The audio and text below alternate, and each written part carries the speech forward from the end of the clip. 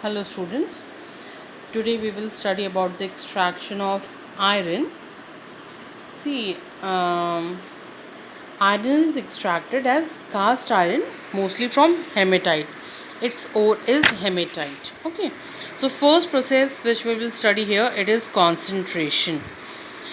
The ore is crushed into small pieces about 2.5 to 5 centimeter in size, and the ore, it is rich enough and it does not require any further concentration.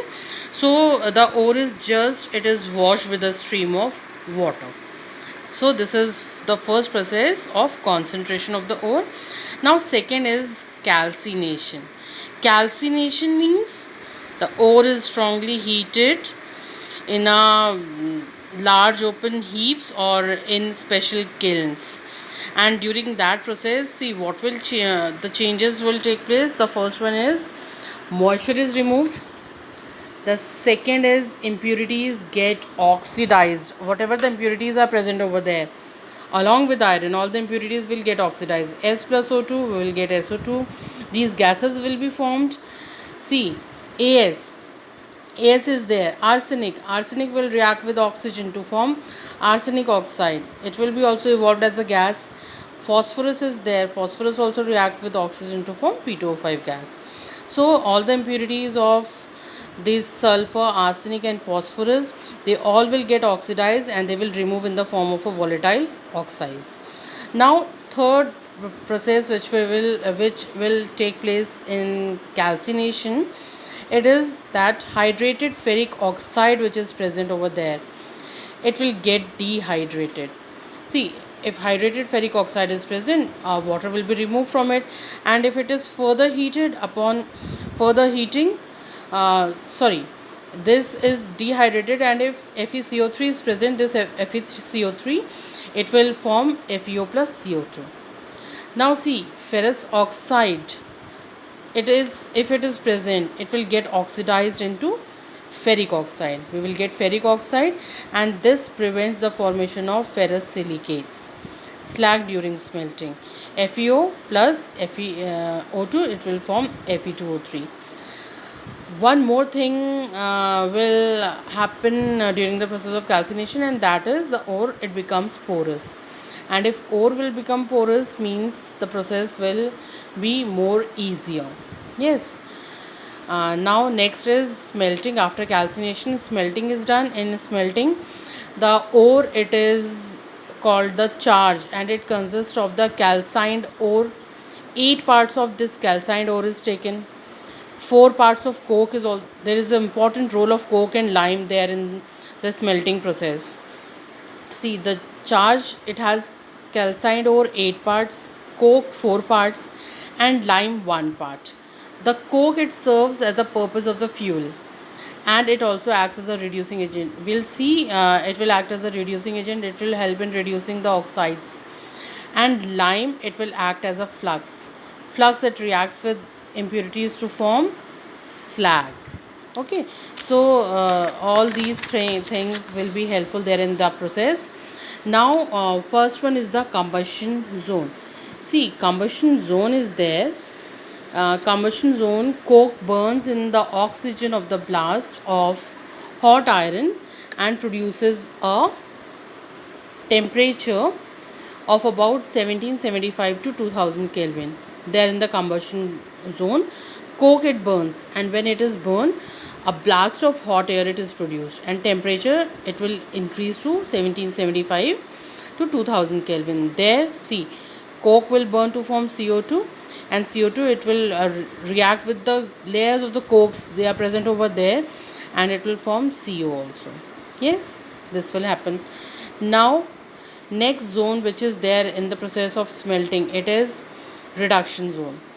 Temperature range, it is 520 Kelvin to 975 Kelvin. There means here it is 1775 to 2000, and here it is 520 Kelvin to 975 Kelvin.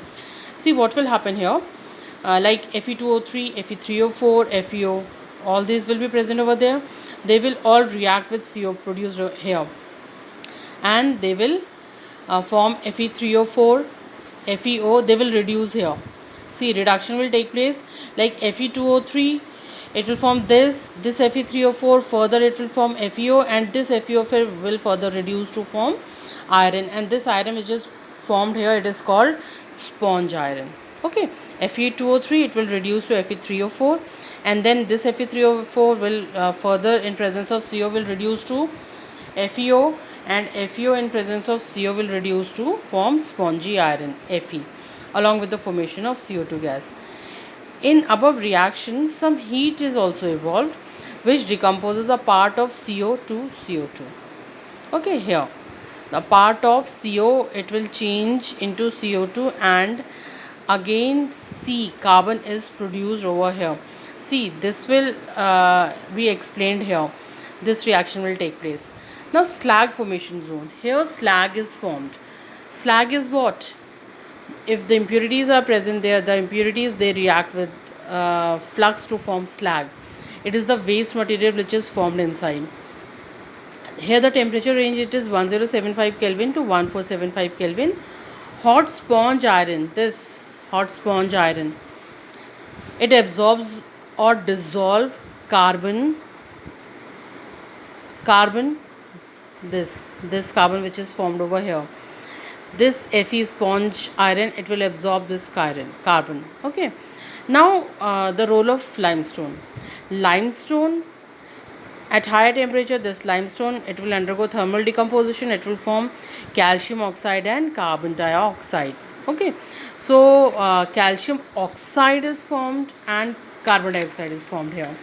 Now lime thus produced as flux, and it combines with silica present as impurity. If silica it is present as impurity, that flux lime which is formed as a flux, this flux will react with the silica impurities over there, and they will form a fusible slag. Slag is the impurity. Slag will be calcium silicate. This lime will react with silica to form calcium silicate.